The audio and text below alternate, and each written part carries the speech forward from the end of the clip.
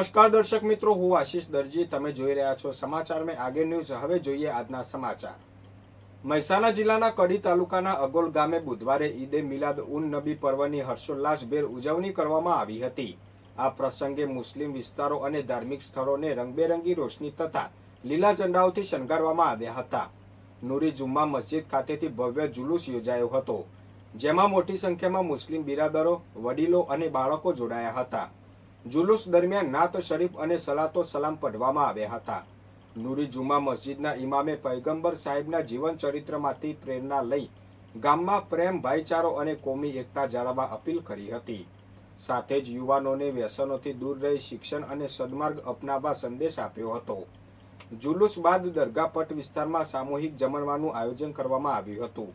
અગોલ ગામના અગ્રણી જાદવ હમીદભાઈ બાબુભાઈ અને અગોલ ગામના પૂર્વ ડેલિગેટ કારુભાઈ ચેહાભાઈ કુરેશી, આ બંને ગામના મોભી વ્યક્તિઓ દ્વારા સામૂહિક જમણવારનું આયોજન કરવામાં આવ્યું હતું, જેમાં અગોલ ગામના મુસ્લિમ બિરાદરો સહિત ગ્રામજનોએ સાથે મળીને નિયાઝ ગ્રહણ કરી એકતા અને ભાઈચારાનો સંદેશ આપ્યો હતો.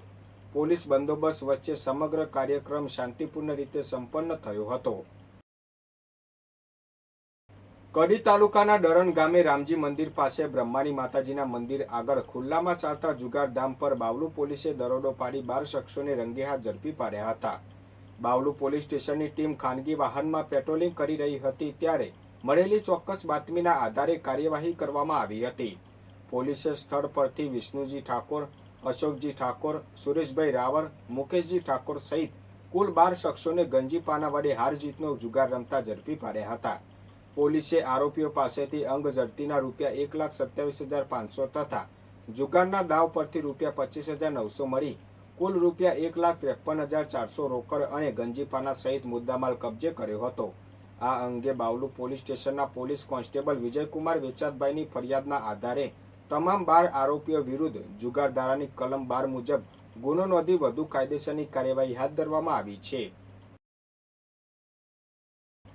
મહેસાણા ખાતે અખિલ ભારતીય વિદ્યાર્થી પરિષદ દ્વારા વિદ્યાર્થીઓના વિવિધ શૈક્ષણિક પ્રશ્નો અને લાંબા સમયથી અટકેલી શિષ્યવૃત્તિની ચૂકવણી ઝડપી કરવા વિરોધ રેલી યોજાઈ હતી.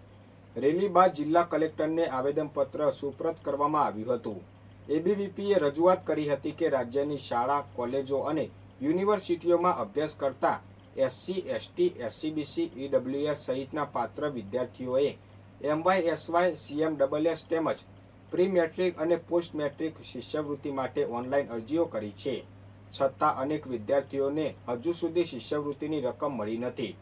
ઘણી અરજીઓ વેરિફિકેશન અને મંજૂરીની પ્રક્રિયામાં પેન્ડિંગ છે.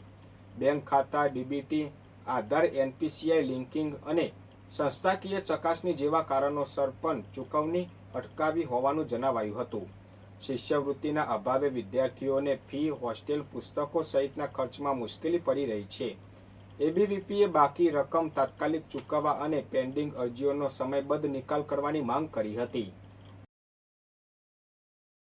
ચાણસ્મા મોઢેરા હાઈવે પર કારોડા ગામ નજીક જીવદયા પ્રેમીઓએ 48 પશુઓ ભરેલી નંબર પ્લેટ વગરની ટાટા આઈસર ટ્રક ઝડપી પાડી હતી. 26 ઓગસ્ટને બાતમીના આધારે ટ્રક અટકાવતા ચાલક અંધારાનો લાભ લઈ ફરાર થઈ ગયો હતો. તપાસ દરમિયાન ટ્રકમાં લાકડાના પાટિયા મૂકી 2 ભાગ બનાવી પશુઓને ખીચેખીચ અને ક્રૂરતાપૂર્વક બાંધેલા મળી આવ્યા હતા. પશુઓના મોં અને પગ દોરડાથી બાંધેલા હોવાથી તેઓ હલનચલન પણ કરી શકતા ન હતા. પોલીસ હેલ્પલાઇન 112 પર જાણ કરતા ચાણસ્મા પોલીસ સ્થળે પહોંચી હતી. ટ્રકમાંથી 47 પાડા અને 1 પાડી મળી આવ્યા હતા, જેમાંથી 5 પાડા ગુંગળામણ અને ક્રૂરતાના કારણે મૃત હાલતમાં મળ્યા હતા. બચેલા 43 પશુઓને ચાણસ્મા પાંજરાપોળમાં આશ્રય આપી સારવાર શરૂ કરાઈ છે. આરસી બુકના આધારે ટ્રક અમદાવાદના સરફરાજ ખાન મોહમ્મદ ખાન પઠાણના નામે હોવાનું ખુલ્યું છે. પોલીસે ફરાર ચાલક અને વાહન માલિક સામે ગુનો નોંધી તપાસ હાથ ધરી છે. પાટણ શહેરની સુરમ્ય સોસાયટીમાં રહેતી 29 વર્ષીય પરિણીતા નયનાબેને સંતાન ન થવાના મુદ્દે પતિ દ્વારા અપાતા શારીરિક અને માનસિક ત્રાસથી કંટાળી આપઘાતનો પ્રયાસ કર્યો હતો. 21 ઓગસ્ટે નયનાબેન સહસ્ત્રલિંગ તળાવ ખાતે પહોંચ્યા હતા અને વોટ્સએપ પર દુઃખી થવાના સ્ટેટસ મૂક્યા બાદ માનસિક બીમારીની 18 ગોળીઓ એકસાથે ગળી લીધી હતી. સ્ટેટસ જોઈ પરિવારજનોએ તેમને અર્ધબેભાન હાલતમાં ધારપુર સિવિલ હોસ્પિટલમાં ખસેડ્યા હતા. પોલીસ મુજબ નયનાબેનના લગ્ન 26 માર્ચ 2023ના રોજ કાંકરેજના કંબોઈ ગામના કરણભાઈ શિવરામભાઈ મકવાણા સાથે થયા હતા.